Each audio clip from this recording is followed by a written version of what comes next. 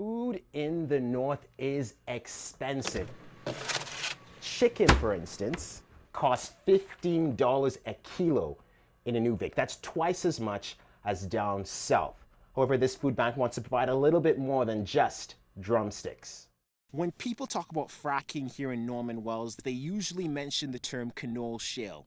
It's a type of rock that has oil trapped inside of it, and this is it. This is Canoli Shell. It's usually located deep within inside the earth. We just happen to be near a mountainside that has a layer of that rock exposed. Anyways, people in the town of Norman Wells say that this is their future. Their future is trapped inside of this rock.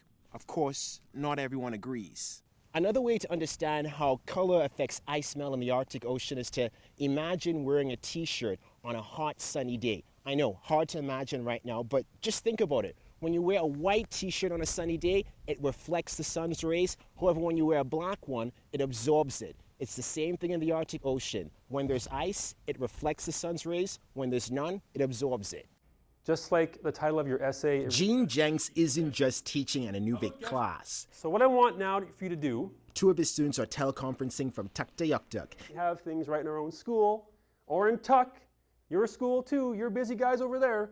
It's called ELearning, and it's happening thanks to companies like Northwest Tel. Either the course isn't offered, or the students will have to maybe come down here to take the course as a boarding student.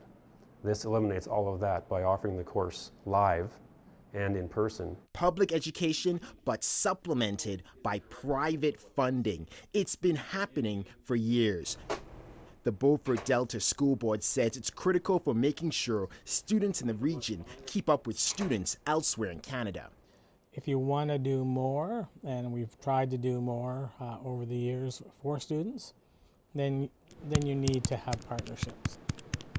Students in the region needed calculators, so ConocoPhillips stepped up. Compared to just like using just pencils and paper and taking the whole class just to do one equation, you can just like put the equation on here, graph it, and find out what you need.